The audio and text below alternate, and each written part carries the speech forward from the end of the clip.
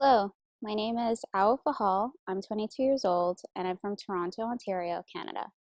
Some of my hobbies include going out for walks in nature, which is why I'm at the park today. Bike riding. I really like going to the movies, enjoying festivals, music concerts, and just really spending time with my friends. I just completed my undergraduate degree at the University of Guelph with a major in the Bachelor of Commerce. I specialized in marketing management. Although I didn't specialize in a teaching designation, I still do think my skills that I learned within my undergraduate degree are transferable.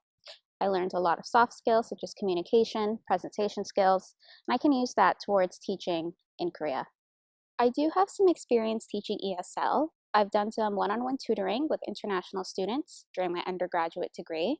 I worked with international students from France, Hong Kong, Brazil, and just help them transition into living in Canada a little bit better and tutoring them one-on-one with their studies and helping them just make that easy transition. I chose to teach in Korea because I'm looking for a well-established English teaching community, and since this is my first time moving out of Canada, I'm really looking for that support and stability for when I make that transition into living in a brand new country.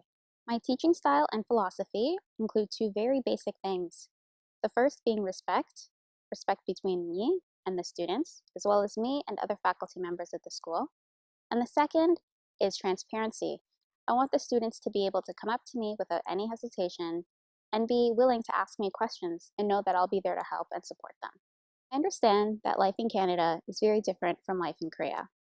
I'm willing to put myself out there, adapt, learn new things, create a support network, and I know I'll have an amazing time.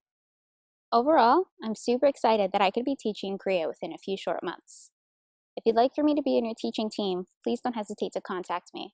I really look forward to being a teacher. Thank you. Take care. Bye. I'll be leaving